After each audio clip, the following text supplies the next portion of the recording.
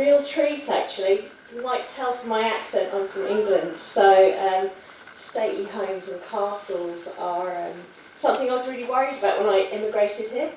And then I discovered that Larnach Castle was on our doorstep, which made me feel a whole heap better, and the undertaking of running something like Larnach Castle is quite immense, and to be able to actually hear firsthand about some of those experiences is really special.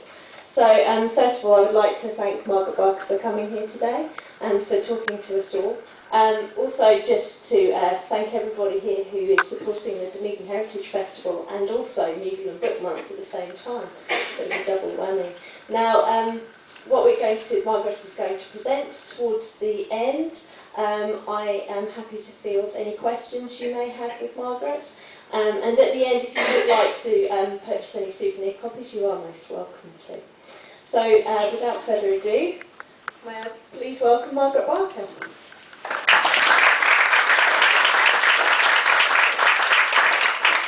And good afternoon, ladies and gentlemen. Well, Larnach Castle has stood at 1,000 feet on the Otago Peninsula now for 140 years. And I'm going to take you through the story of the castle and also of the people that have lived within the walls for that period, from its very beginnings until what goes on in the castle today.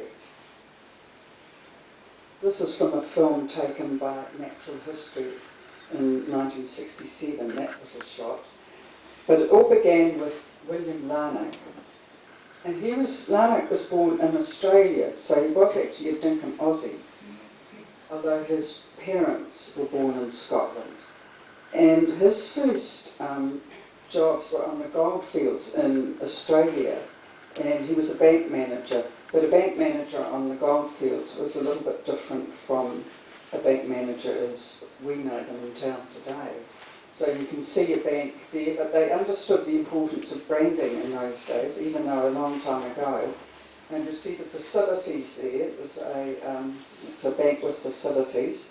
You see there's a basin, a pitcher and a bowl of water there, and then on the tank on the left there's a tablecloth. So it's really quite refined. And towards the back of the tent you can see the scales for the gold. And to keep the gold safe, they had dogs and guns. It wasn't a strong cellar. Larnach was actually born at Rosemore in New South Wales, and that's his home.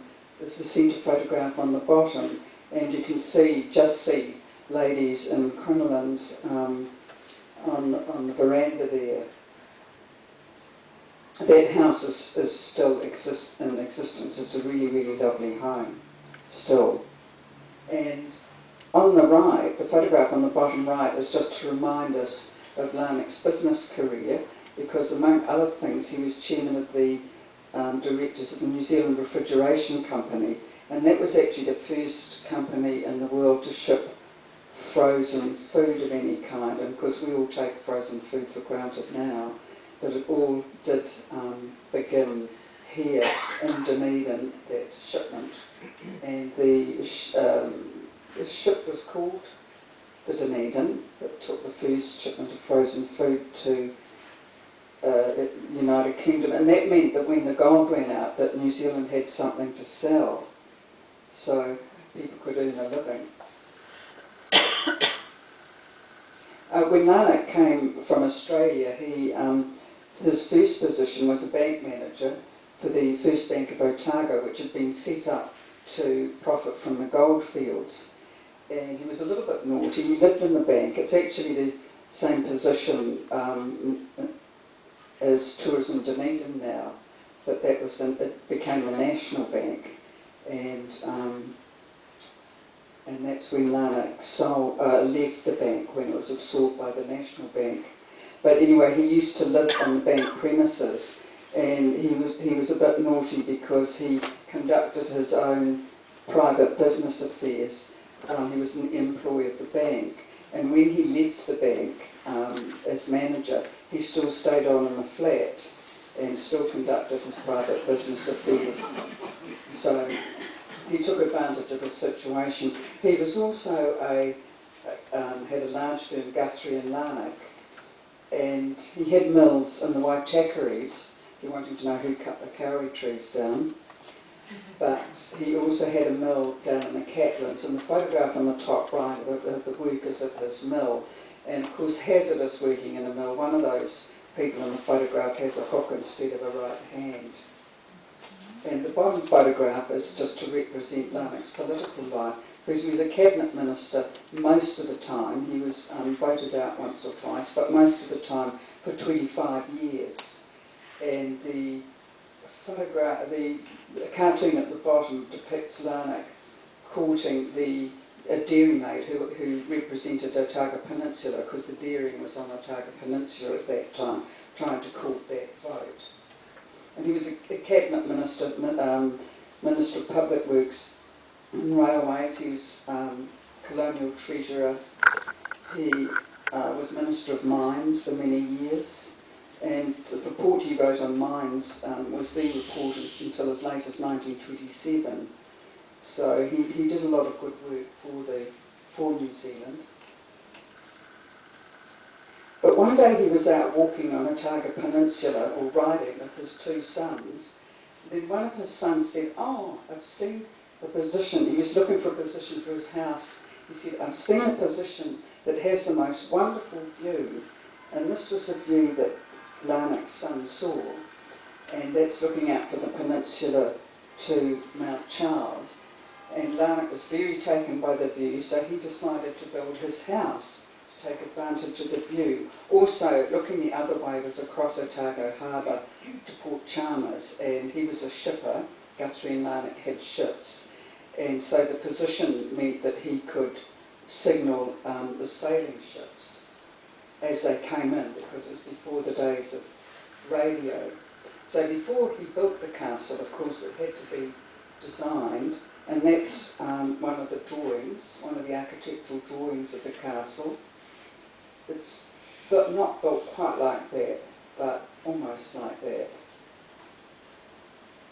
And that's a drawing of the first floor, and onto the floor in red are drawn the patterns of the ceiling, the designs of the ceiling, and that drawing is signed by R.A. Lawson. At one time there was a controversy about whether or not Lawson designed Larnach Castle, but there's a signature right there.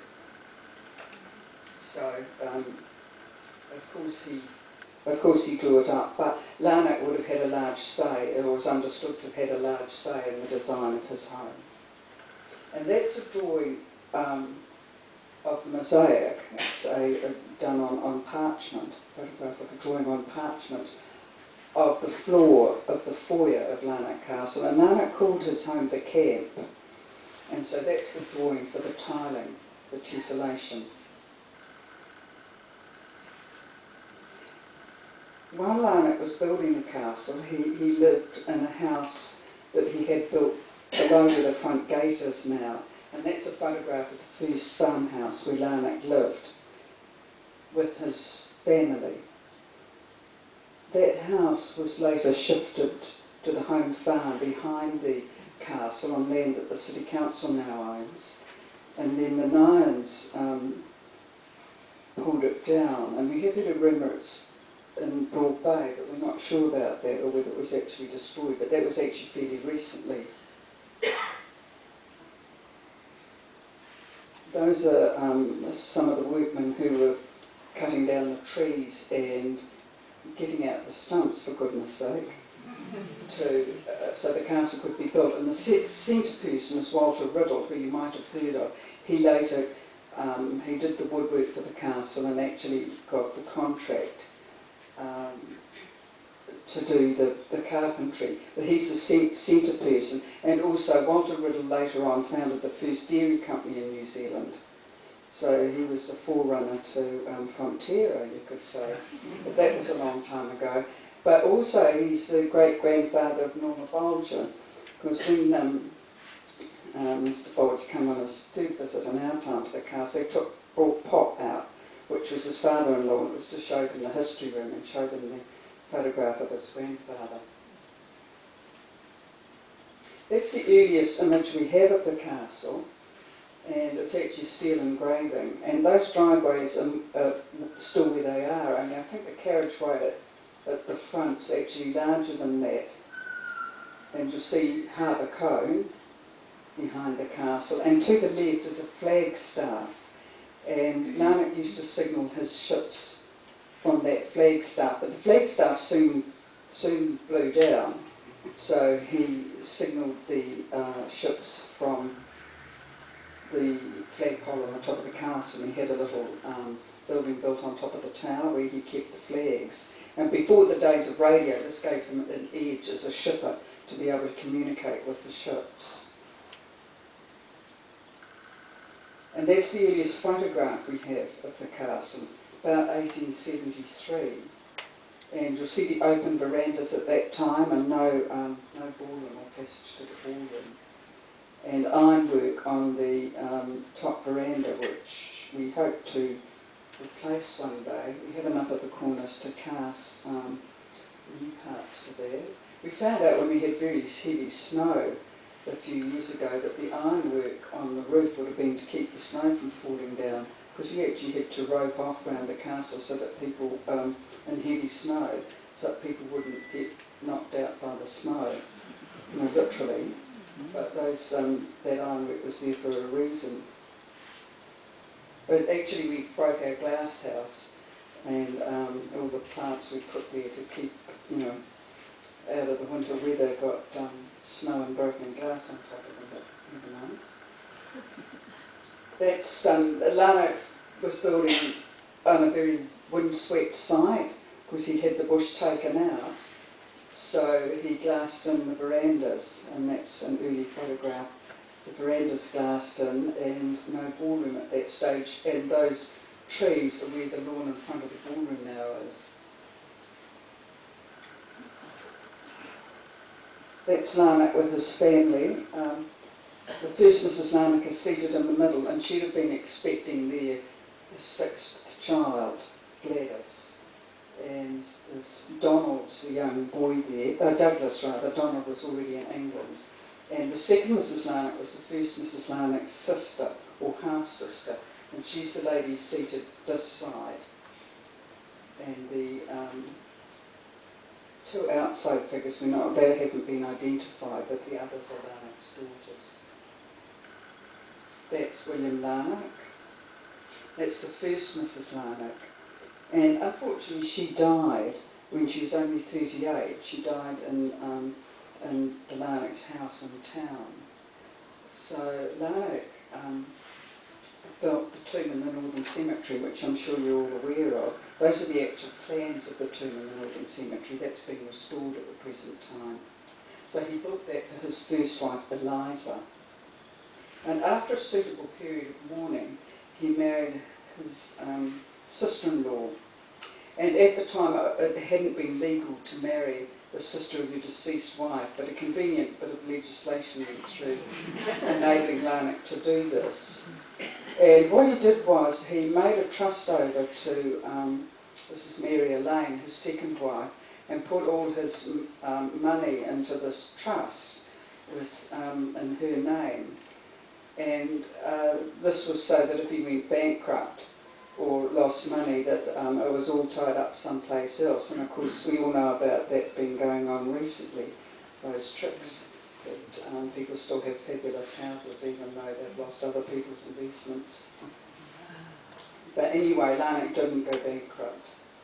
And that's Mary Elaine. Unfortunately she died also when she was 38. That's Donald, the eldest son, and Douglas, the youngest son.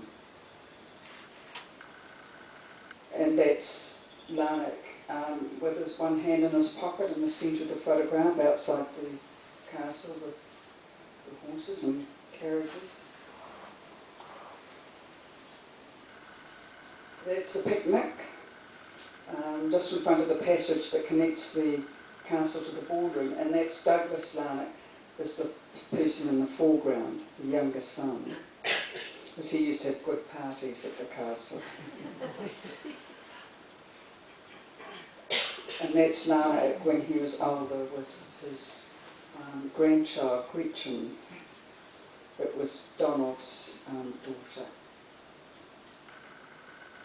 But Larnach entered troubled times.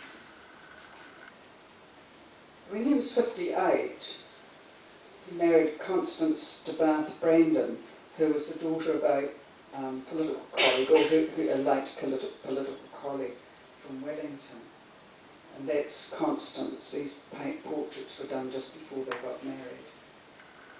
And that's Douglas again in the front, still partying on at the castle. That's the remains of the flagstaff. And that's a photograph of Douglas, the younger son, standing, and Constance on the left, with the head held high, and Gladys, the youngest daughter, on the right. And it became known to Larnach that Constance and Douglas were staying up the west coast as Mr. and Mrs. Larnach, but they weren't the right Mr. and Mrs. Larnach. And the consequence of this was, this is what the path that Larnach took when he heard about this. This is Parliament in Wellington.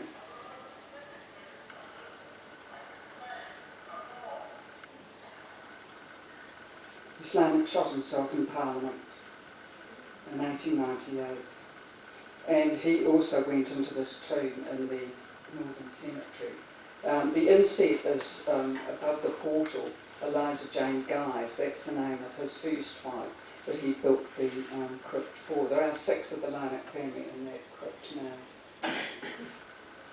Now, by intervening years, I mean between when the Larnachs sold the house and we bought it, Larnach died intestate. He actually had a will, and well, I've seen the will. His great-great-granddaughter showed it to me, but he hadn't signed the will. He had, in this will, left everything to Donald, the elder son, but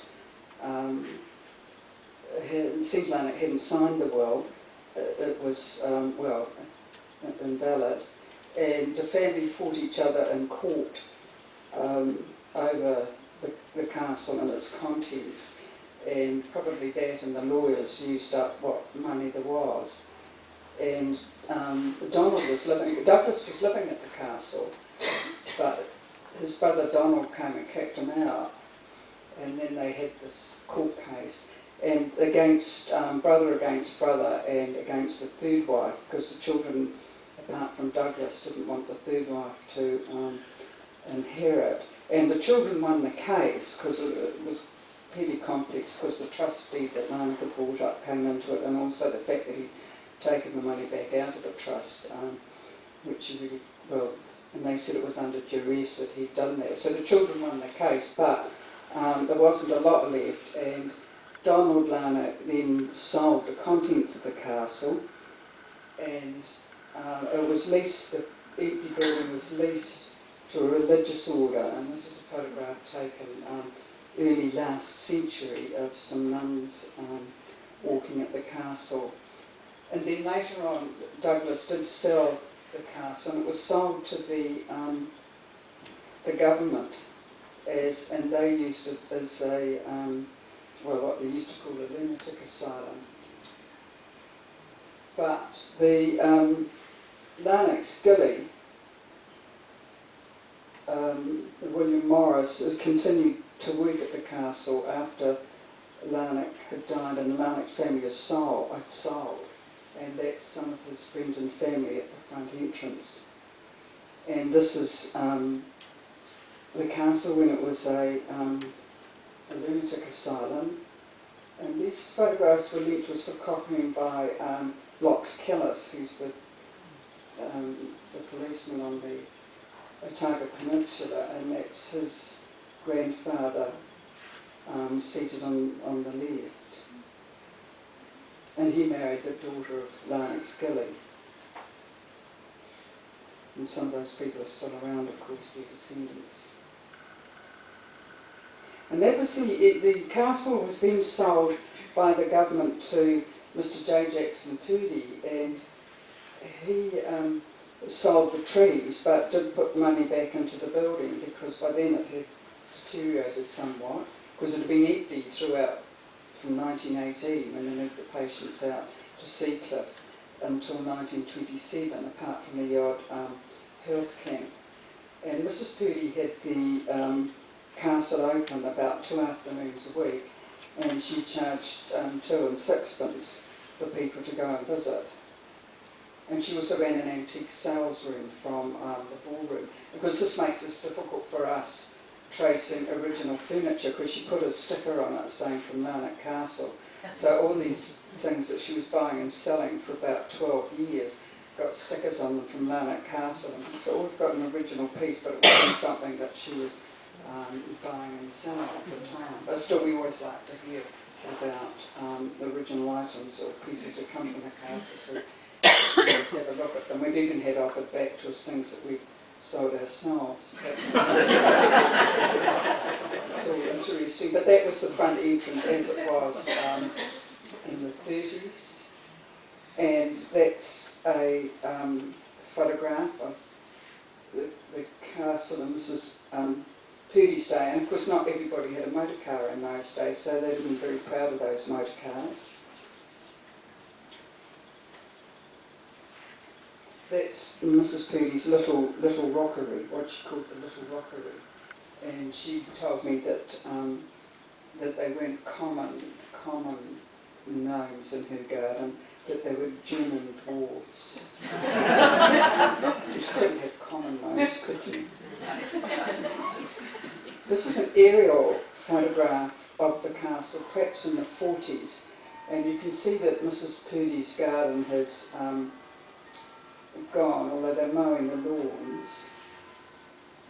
And the buildings on the left was extreme left of the photograph. That's a cow byre, and or Lisa's stables, farm buildings anyway, but they were later burnt down, and that's where we built Larnach Lodge. And we bought the castle in 1967, and we were actually travelling around the South Island in a panel van. We'd been married for a year and came over on the Christchurch ferry, as you could in those days, and came across the castle. And that's my husband and I in the top left. And anyway, we thought we'd buy it to restore it and do something with it. And these are just photographs of it as it was then and in our early years there. And of course it was a playground for our children. That photograph at the bottom is our children.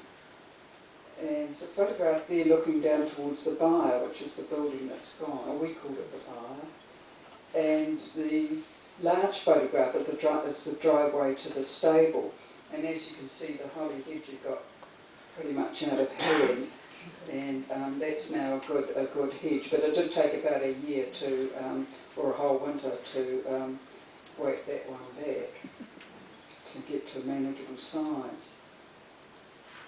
That's the entrance to the castle as it was perhaps during the 70s or late 60s when we were living there, but in our early years. It's a little bit different now. This is a movie that was taken in 1967 by Television New Zealand, so this is just how it was then. That's graffiti on the tower, and that's the vinery which had been burnt down. I think that's the stable window and interior of the stable. These are just old photographs too.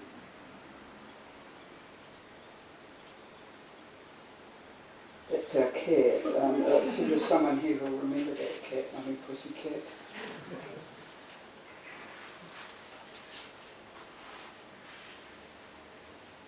Interior of the stable, exterior, and the cupola. That's the top floor of the castle. And some roofs. And I'm just in the doorway. That was my daughter's first day at school, and that's my son peeping around from behind us lecture, and there we are hard at work.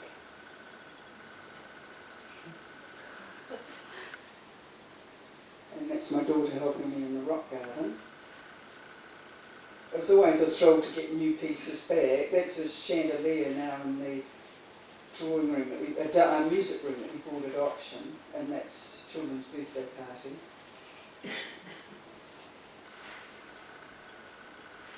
And that's something on the left. But early on, in 1967, we had the first ball at the castle, the first ball that we'd had. Of course, we had a lot of work getting it ready, getting toilets built. And this is the ball. It was Ian Edgar and some others held the ball. You might have noticed the bouffant hairdos. And that's our family with my husband Barry and my daughter Sophie, and the big baby is Norcom.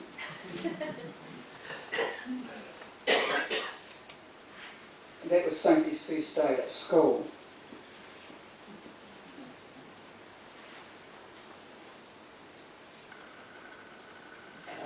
That's Barry shooting rabbits. Of course, pest control is still an issue. We're trapping possums all the time and still shooting rabbits. Fortunately, the Otago Peninsula is aiming to be pest-free, so it'll be really good to get the whole peninsula clean, because when we clean our property, well, the pests come in from elsewhere. It's a stable. The children playing in the pond at the front. That's in the centre of the lawn. That was the swimming pool. And I'm up the tower in the photograph on the right, just having a look at the snow. This is a little movie of the cupola being restored. They're taking the glass out, and that's a photograph of it being sandblasted. Because he's got on a lot of protective gear. That was take off all the rust, and then it was painted with a special paint to seal it. And that's the glass going back into the cupola. And this is Graham Stewart doing some work. He was a glass restorer on the cupola, working from a trestle inside it.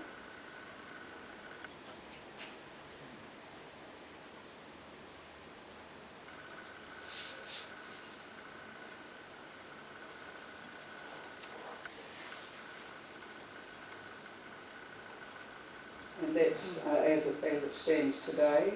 It was the dome of a sailing ship called the Paluna. Well, it had been called the Paluna, and then the name was changed to the Zealandia. It was made in Scotland in 1882. We were able to trace the history of the ship. So the glass would have probably been made in Scotland at that time. And it would have been part of the arts and crafts movement, where they were interested in handcrafts. And you'll see the opium poppy. It's actually a tribute to the opium poppy. And the sun's shining through the silver oxide. That's what's giving that lovely golden tones. The opium, drugs are nothing new. And I'll share a little secret. We had some pools cleared out on the property, and a stream was dammed and the pools cleaned out just to sort of see what was there. And we were opium vials, and they were the sort that were bought from the Chinese in the early days. It wasn't, when it was a hospital, it wasn't medicinal. So someone had a habit.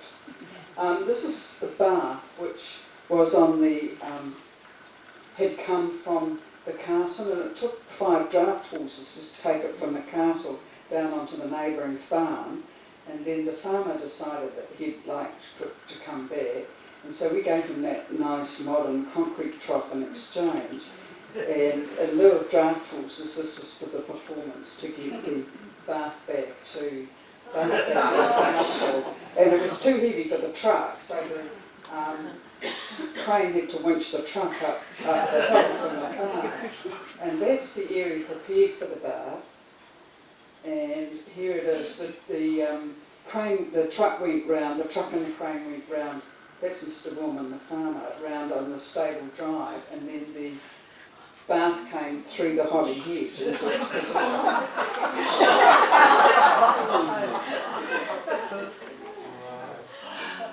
So that's how that got there. A little piece of history returned. And that's as it is today, with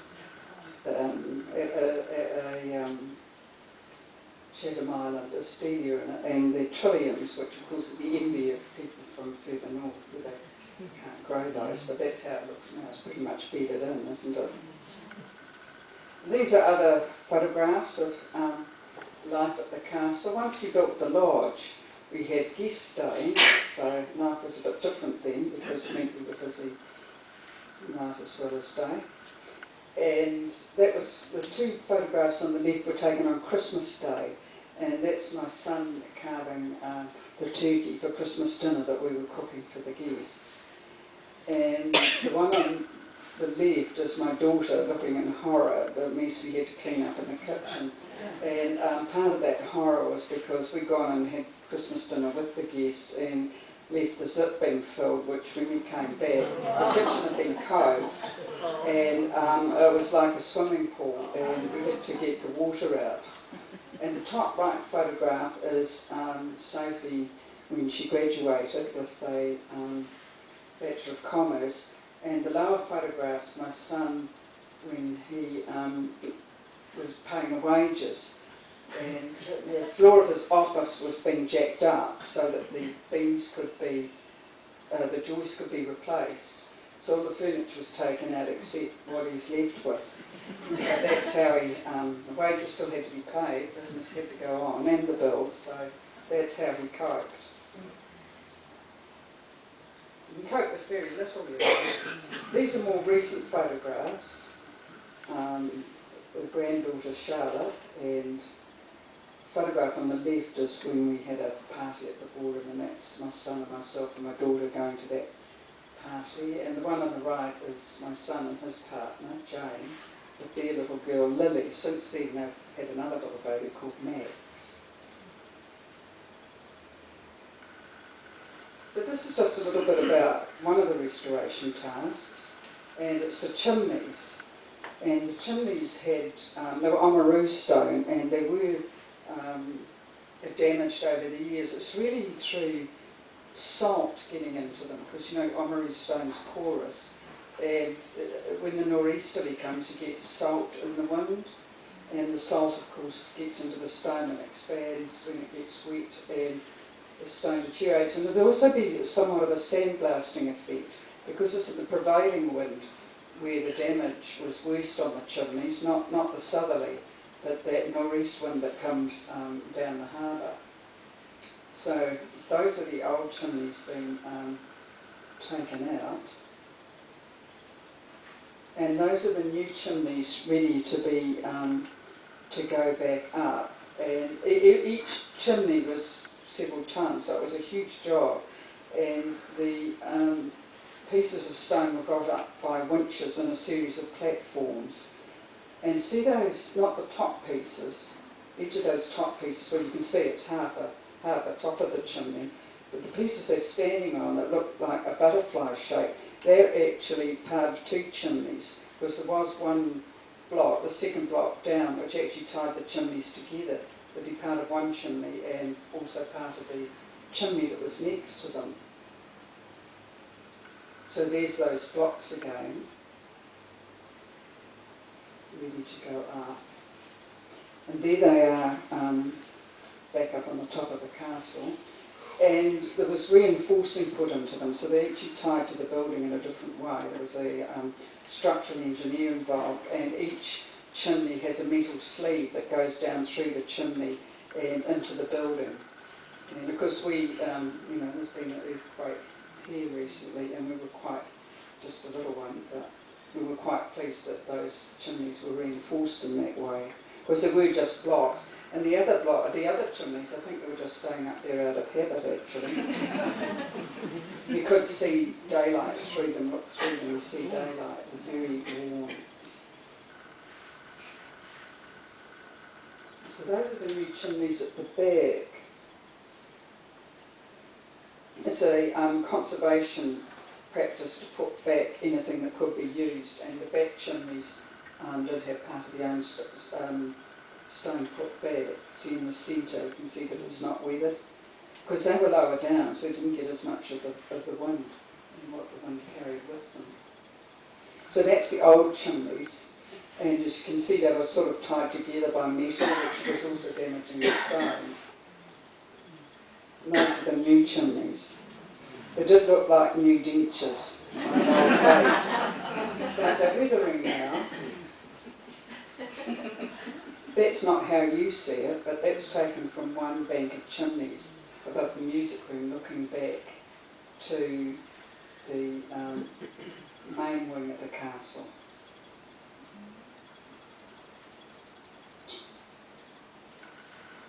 Now this is just a little journey through the castle as it is now. That's the front entrance, and I don't know whether you've noticed, but above the front door there's a Scottish wildcat carved in stone, and an owl looks down at you. These are all the little details, and I sometimes wonder how many of the little details people notice. You'll see the date, 1871, and that's why I say the castle's been there for 140 years, because that's how we remember that that's above the door. And downstairs you have a room that tells some of the history. And the little signal cannon used to be out at Tairoa Head, and when a ship was sighted coming into the harbour, that signal cannon was fired, and that's how Larnach knew there was a ship coming in, and everybody else. But Larnach, having his flags, could nip up the tower and communicate with the ships and have an edge over the other shippers. That's the music room, and the photograph shows the gas chandelier being lit by, just bought recently at a antique shop in Christchurch. It was actually destroyed in the first earthquake. But they had it's a long brass thing about this long, and you can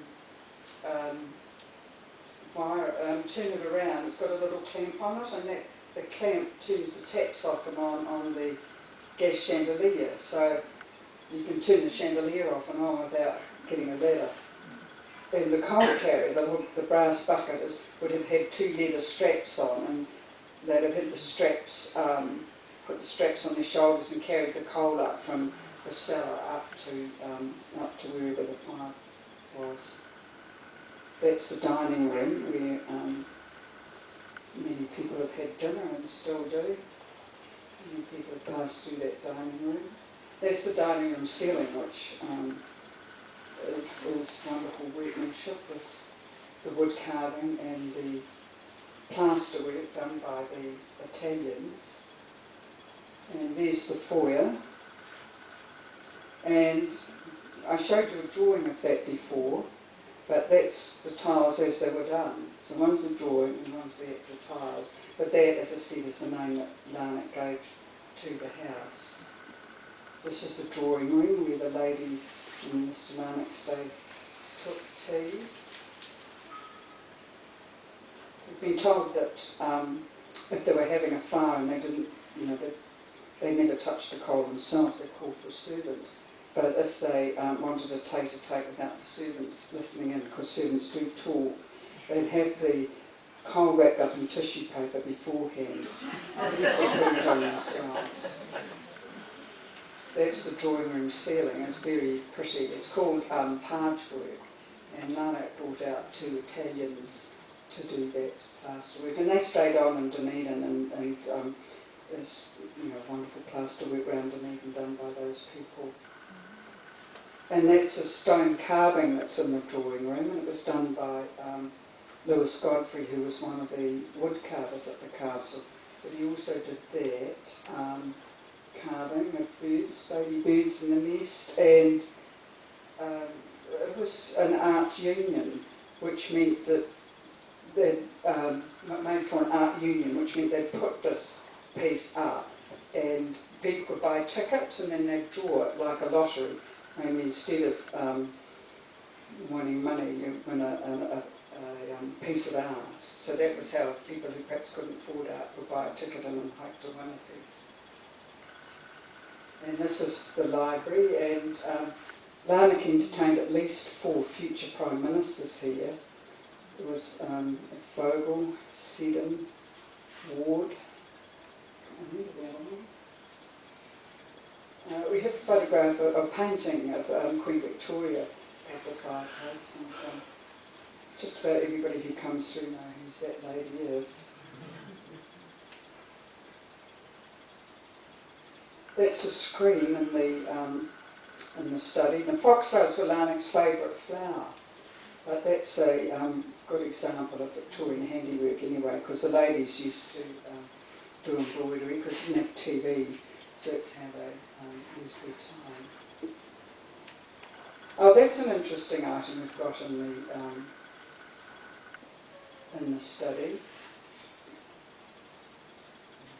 Yes, because Fitzroy set up the Meteorological Office and got the Times of London to print weather information on a daily basis, because we all take that for granted, but that was Captain Fitzroy who saw to that, so that barometer was named for him.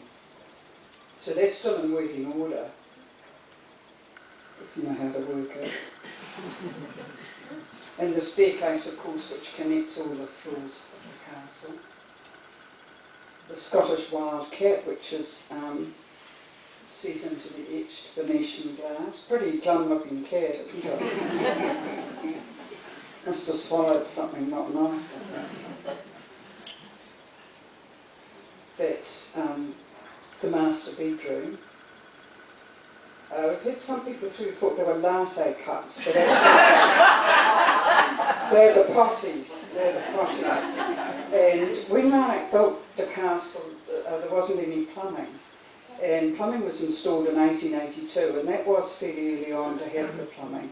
But until that time, the potties would, of course, have to be emptied by the servants and carrying them up and downstairs, and also carrying water up and downstairs. That's Constance Boudoir. We were lent Constance Larnach's wedding dress by her great niece. No, her niece. So that's the wedding dress of the third Mrs. Larnach. Constance put her wedding dress away and some other things which have also been lent to us, and looked after them all those years, because she died in 1942, and then her family looked after them, and now we're looking after them, and they're there for people to have a look at. So people wouldn't have been able to look at that if Constance hadn't put it away. And that's a chatelaine. It's what ladies would wear on their belt in Victorian days and earlier, with all the little useful things there, the needle case, the thimble, the coin purse, a pencil and a tape measure. And I say a tape measure's jolly handy. I carry mine around in the bag. Something to measure. And this is the north bedroom, and you'll see the hip bath there, because they did have to carry the water until 1882, and that'll be the sort of bath, or one of the sorts of baths they have in the bedroom. Be quite nice, because they'd put that out by the fire. And that's the little nursery room.